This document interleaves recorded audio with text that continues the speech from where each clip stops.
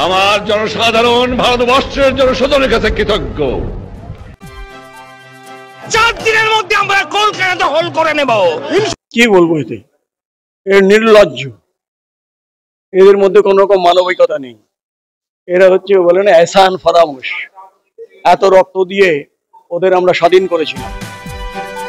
বাংলাদেশ ব্যাপারটা এতদিন ওই খিল্লি মিম কমেডির পর্যায়ে ছিল, কিন্তু এবার এই ব্যাপারটা যে আর কমেডির পর্যায়ে নেই সেটা অন্তত আমাদের বোঝাটা খুব দরকার। বাংলাদেশ এখন পুরোপুরি পাকিস্তানের মুঠোর মধ্যে চলে এসছে বললে ভুল হবে। তারা পাকিস্তানের কবজার মধ্যেই থাকতে চাইছে এবং পাকিস্তান যেটা করতে পারেনি, এবার বাংলাদেশের সেনাবাহিনী ইউনূস প্রশাসনকে টুপি পরিয়ে পাকিস্তান সেই নিজের ইচ্ছাটাকেই এবার চাপাতে চাইছে বাংলাদেশের ঘাড়ে। আপনারা জানেন ভারতের সঙ্গে যতগুলো যুদ্ধ হয়েছে পাকিস্তান একেবারে লেজে গোবরে হয়ে হেরে গেছে। 1971-এর বাংলাদেশ যুদ্ধের কথা আপনারা প্রত্যেকেই জানেন, কিভাবে প্রায় 95,000 পাকিস্তানি সৈন্যকে প্যান্ট খুলে রেখে করাচিতে ফিরতে হয়েছিল। এবার পাকিস্তান সেই বদলাটা নিতে চায়, কিন্তু ধারে ভারে শক্তিশালী ভারতের বিরুদ্ধে আরো একটা সরাসরি লড়াই করার ক্ষমতা তাদের নেই।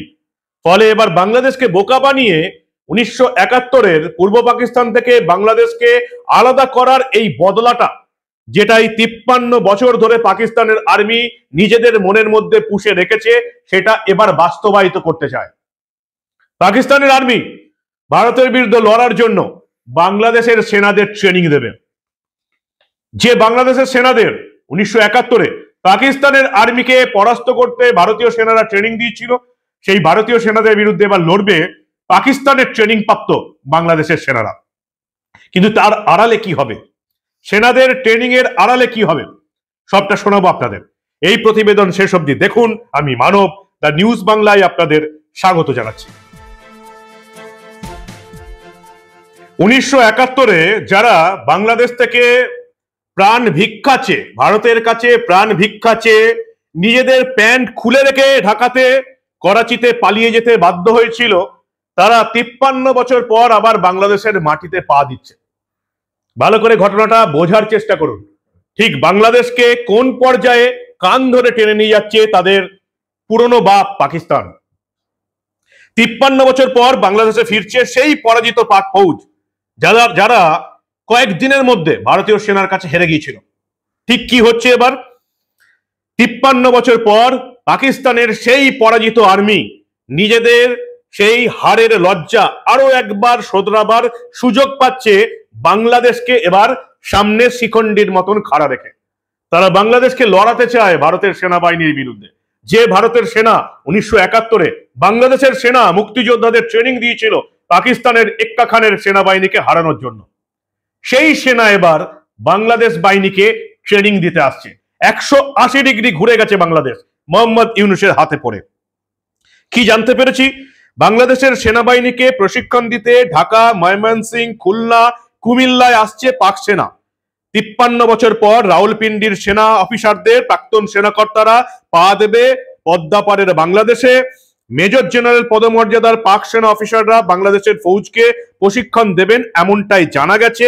বাংলাদেশের স্থানীয় সংবাদ মাধ্যমগুলো জানাচ্ছে যে আগামী বছর 2025-এর ফেব্রুয়ারি থেকে ধাপে ধাপে এই প্রশিক্ষণ দেবে পাক সেনা। 1 বছর চলবে প্রশিক্ষণ, চলবে ময়মনসিংহ ক্যান্টনমেন্টে।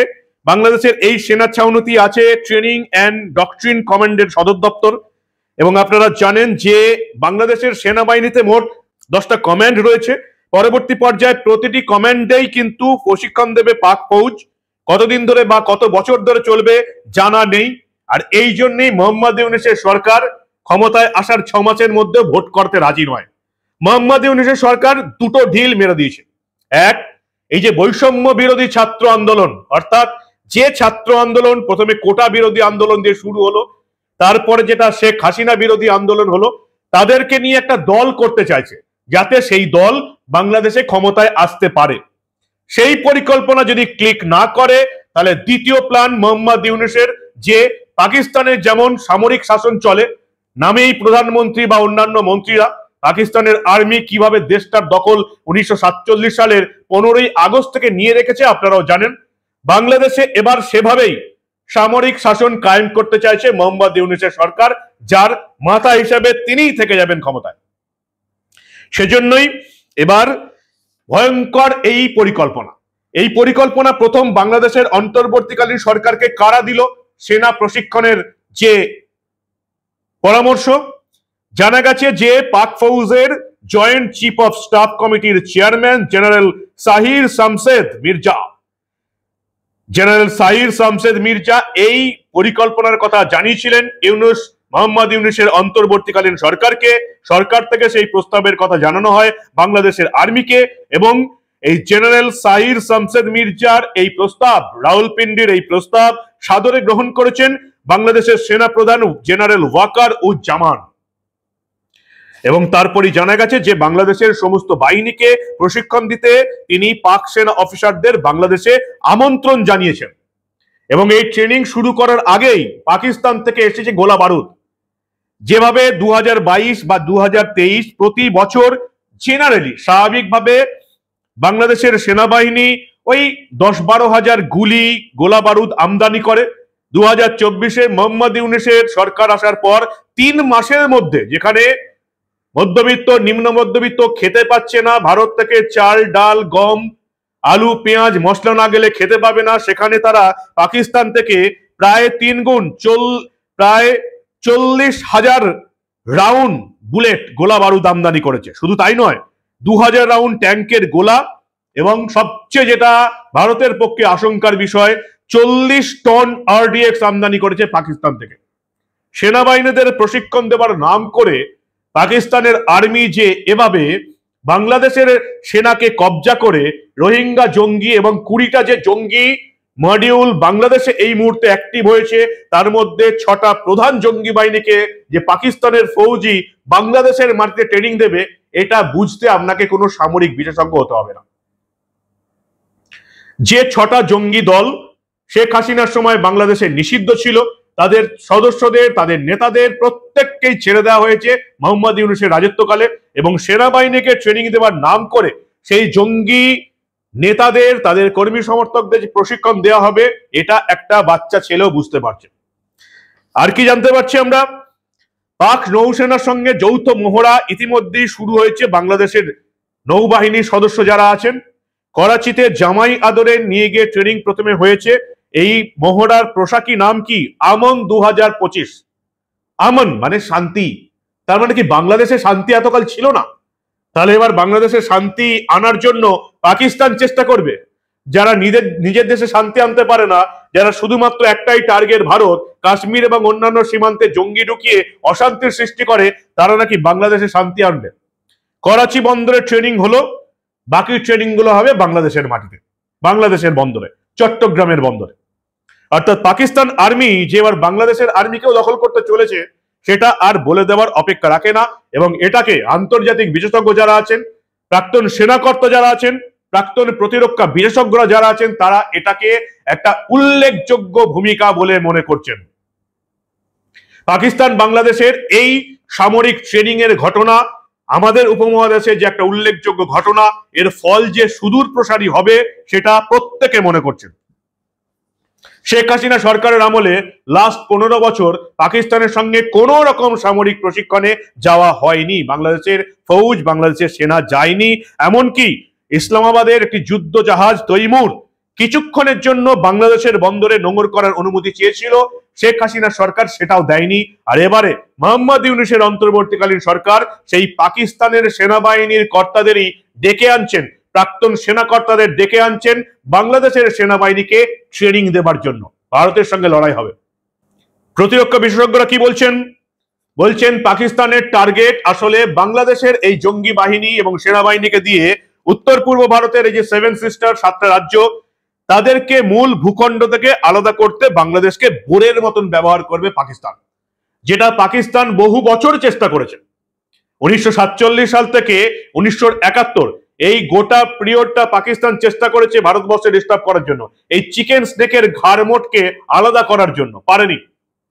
এবার বাংলাদেশকে একেবারে বোরের মতন সাজিয়ে যদি এই চিকেন স্নেককে আলাদা করা যায়, তারই চেষ্টা করছে পাকিস্তানের সেনাবাহিনী, যাদেরকে মদত দিচ্ছে বাংলাদেশের সেনা এবং মোহাম্মদ ইউনূসের অন্তর্বর্তীকালীন সরকার। সত্যি এই লোকটা শান্তিতে নোবেল পেয়েছে? যে এত বড় অশান্তির পরিকল্পনা নিয়েছে, তাকে যারা শান্তিতে নোবেল দিয়েছে তাদেরকে অশান্তির নোবেল দেওয়া দরকার। আর কি জানতে পারছি, যেটুকু জানা যাচ্ছে বাংলাদেশে ইতিমধ্যেই জোর কদমে সক্রিয় হয়েছে পাক গুপ্তচর সংস্থা আইএসআই এবং কট্টরপন্থীদের উৎসাহ দেওয়া দিচ্ছে ইসলামাবাদ। শিলিগুড়ি করিডোর দখলের মাধ্যমে ভারত ভেঙে দুটো দেশ দখলের স্বপ্ন দেখছে পাকিস্তান। অর্থাৎ যেভাবে পাকিস্তান থেকে পূর্ব পাকিস্তান আলাদা করে ভারতের সেনা বাংলাদেশ বানিয়ে দিয়েছিল শেখ মুজিবুর রহমানের নেতৃত্বে, বাংলাদেশকে স্বাধীন করা হয়েছিল, পাকিস্তান বহু বছর ধরে সেই একই কাজ করার চেষ্টা করছে। ভারতের এই উত্তর পূর্ব অংশ, পশ্চিমবঙ্গের উত্তর পূর্বে যে অংশটা রয়েছে ভারতবর্ষের, এই চিকেন স্নেক, ভারতবর্ষের এই উত্তর পূর্বের 7টা রাজ্যকে আলাদা করে নতুন একটা দেশ গঠনের চক্রান্ত পাকিস্তান বহু বছর ধরে চলে আসছে। এতদিন সেটা সম্ভব হয়নি। এবার মোহাম্মদ ইউনূস সরকারে আসার পর সেটাকেই, সেই স্বপ্নটাই আবার বাস্তব করার জন্য লেগে পড়েছে পাকিস্তান। আইএসআই পাকিস্তানের গুপ্তচর সংস্থা বাংলাদেশে সক্রিয় হয়েছে এবং কট্টরপন্থীদের উৎসাহ দেওয়া হচ্ছে। আগামী দিনে বাংলা, অসম, ত্রিপুরার সীমান্তে বাংলাদেশ লাগোয়া রাজ্যগুলোতে জঙ্গি নাশকতা বাড়বে, ছায়াযুদ্ধ চলবে।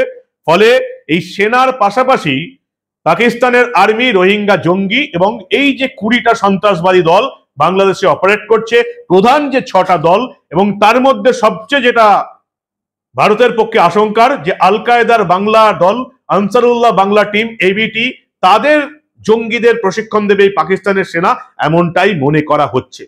আপনারা দেখেছেন কয়েকদিন আগে 20শে ডিসেম্বর সশস্ত্র সীমা বল এসএসবি 61তম প্রতিষ্ঠা দিবসে শিলিগুড়ির সদর দপ্তরে যান কেন্দ্রীয় স্বরাষ্ট্রমন্ত্রী অমিত শাহ। তখনই বুঝেছিলাম যে কেন্দ্রীয় স্বরাষ্ট্রমন্ত্রী শিলিগুড়ির সদর দপ্তরে যাচ্ছেন, নিশ্চয়ই কোনো বড় ব্যাপার আছে। এতদিনে সেই বড় ব্যাপারটা বোঝা গেল যে উত্তর পূর্বে, এবং শুধু উত্তর পূর্বের রাজ্যগুলিতে নয়, পশ্চিমবঙ্গের উত্তরে যে সমস্ত জেলাগুলো আছে সেগুলোকেও সতর্ক করার জন্য স্বরাষ্ট্রমন্ত্রী এই সফর ছিল।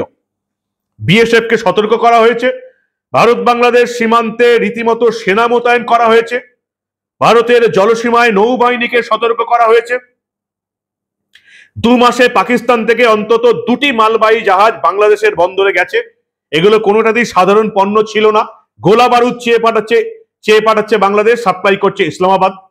এবং সেই গোলা বারুদ যে ভারতের বিরুদ্ধেই ব্যবহার হবে, প্রথমেই এই উত্তর পূর্বের 7টা রাজ্যে ব্যবহার করা হবে, 7 সিস্টার্সে ব্যবহার করা হবে, একথা আর বলার অপেক্ষা রাখে না। ভুলে গেছে তারা ইতিহাস, ভারতবর্ষের উপকারের ইতিহাস তারা ভুলে গেছে। কিন্তু আমরা বারবার এই বেঈমান মূর্খ জাতটাকে তাদের দেশের নেতার বক্তব্য দিয়েই মনে করিয়ে দিতে চাই। শেখ মুজিবুর রহমান জাতির জনক কি বলেছিলেন অনেকবার শুনেছেন আপনারা, আরো একবার আপনারা দেখে নিন। আপনাদের প্রধানমন্ত্রী, আপনাদের সরকার, আপনাদের সৈনিক বাহিনী, সৈন্যবাহিনী, আপনাদের জনসাধারণ যে সাহায্য এবং সহানুভূতি আমার দুঃখী মানুষকে দেখিয়েছে, চিরদিন বাংলার মানুষ তা ভুলতে পারবে না। আমার 6-7 কোটি মানুষ ব্যক্তিগতভাবে তার কাছে এবং তার সরকারের কাছে কৃতজ্ঞ। আমার জনসাধারণ ভারতবর্ষের জনসাধারণের কাছে কৃতজ্ঞ। আর যেভাবে 1 কোটি লোকের খাওয়ার বন্দোবস্ত এবং ঢাকার বন্দোবস্ত আপনারা করেছেন, আমি জানি ভারতবর্ষের মানুষও দুঃখী আছে, সেখানে তারাও কষ্ট পাচ্ছে, তাদেরও অভাবিত আছে, তা থাকতেও তারা সর্বস্ব দিয়েছে আমার লোককে সাহায্য করার জন্য। চিরদিন আমরা তা ভুলতে পারবো না। এই পাক বাহিনী 1971-এ বাংলাদেশে কি নারকীয় অত্যাচার চালিয়েছিল আপনারা সবাই জানেন। এই যে লেফটেন্যান্ট জেনারেল টিক্কা খান, যার নির্দেশে এই অত্যাচার চালানো হয়েছিল, তার নির্দেশে ছিল 30 লক্ষ বাঙালিকে খুন করে বাংলাদেশের এই লড়াইটাকে বন্ধ করতে হবে, যেটাকে বাধা দিয়েছিল ভারতের সেনা।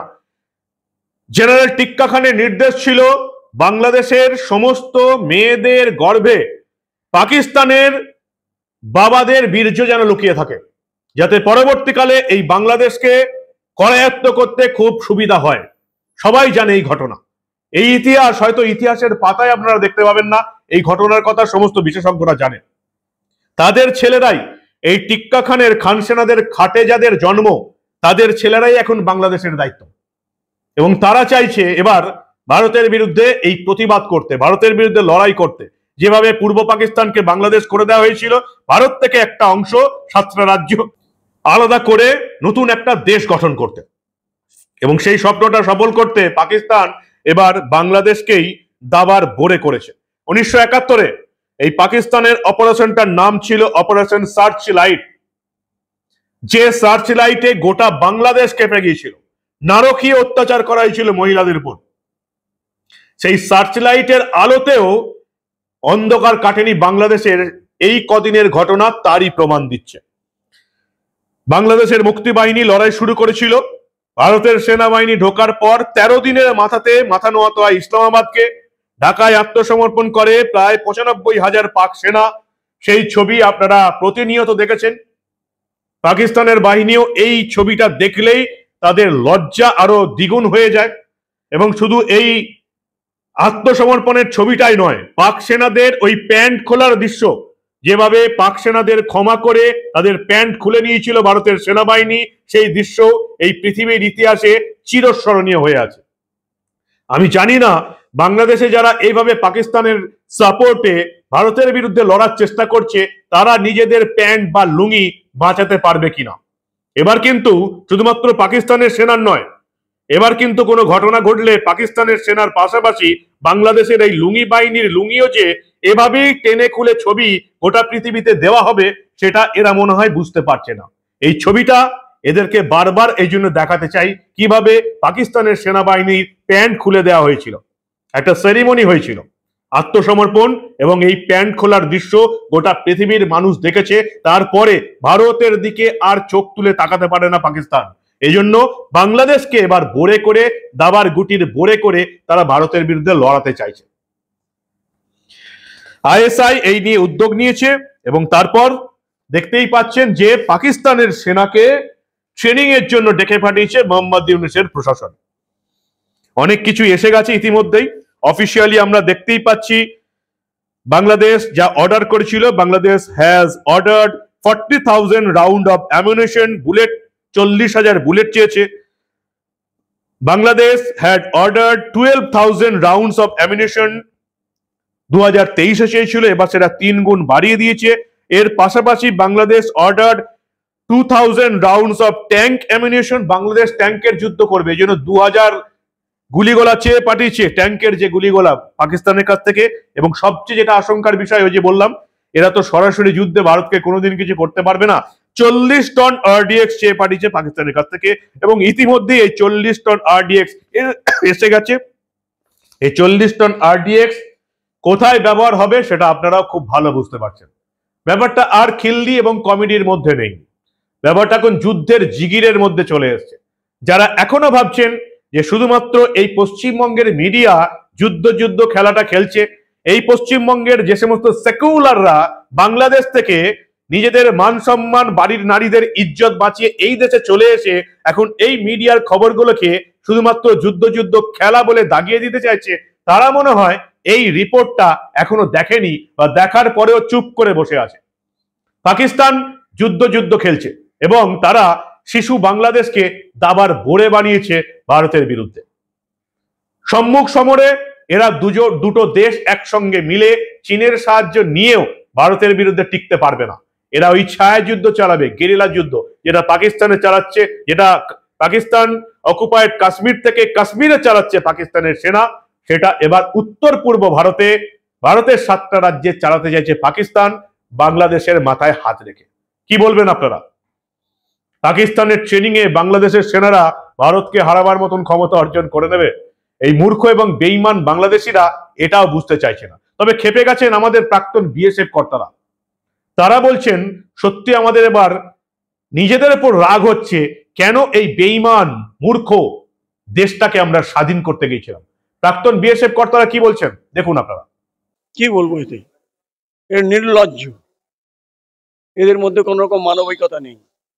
এরা হচ্ছে বলে না এহসান ফরামোশ, এত রক্ত দিয়ে ওদের আমরা স্বাধীন করেছিলাম, হ্যাঁ, আর সেই রক্ত এখন কালো হয়ে মাটির নিচে রয়েছে। ওদের থেকে কোনো ওদের কথা মনে করিও না, কারণ আমি তখন আমার নিজের উপরে রাগ হচ্ছে যে I was the youngest ever যে ওখানে এই মুক্তিযুদ্ধে অংশগ্রহণ করেছিলাম এবং আমার হাতের উপরে আমার ছেলেরা যখন ওরা স্নাইপার দিয়ে মারলো, সেই রক্ত আমরা দুজনে আমার আমার আমার আমার কোম্পানিতে অন্তত 5 জন মারা গেছে, তাদের জন্য রক্ত দিয়েছিলাম। এই হচ্ছে এখন পাকিস্তান বাংলাদেশের যুদ্ধ জিগির ভারতের বিরুদ্ধে। উত্তর পূর্ব ভারতের 7টা রাজ্য এখন পাকিস্তানের টার্গেট। 1971-এর বদলা তারা নিতে চায়। যেভাবে তাদের দেশ থেকে বাংলাদেশকে আলাদা করে দিয়েছিল ভারতের সেনাবাহিনী, ভারত ঠিক উত্তর পূর্ব ভারতকে আলাদা করে পাকিস্তান সেই বদলাটা নিতে চায়। নিজেদের ক্ষমতা নেই, নিজেরা এখন ভিখারি হয়ে গেছে। আপনারা দেখেছেন কিভাবে সামান্য আটার জন্য ভিখারিরা মারপিট করছে। একটা ভিখারির দেশ আর একটা ভিখারির দেশ, যাদেরকে ভারতের ছাড়া গতি নেই। ভারত চাল, ডাল, গম, আলু, পেঁয়াজ, মশলা, রসুন ছাড়া খেতে পাবে না। তাদেরকে যুদ্ধ জিগির তুলিয়ে ভারতের বিরুদ্ধে লড়াতে চাইছে। যুদ্ধ লাগলে কিন্তু এই যে ব্যবসা বাণিজ্য চলছে, 7 দিন আগেও টন টন চাল গেছে, গম গেছে, আলু পেঁয়াজ গেছে, এটাও কিন্তু বন্ধ হয়ে যাবে। এই বাংলাদেশি মূর্খরা বুঝতে পারছেন। কি বলেন আপনারা? আপনাদের গুরুত্বপূর্ণ এবং মূল্যবান মতামত জানান দা নিউজ বাংলার কমেন্ট সেকশনে। আর দেখতে থাকুন দা নিউজ বাংলা। আমরা আন্তর্জাতিক দুনিয়ার এই ধরনের কোনো খবর চেপে রাখতে দেব না।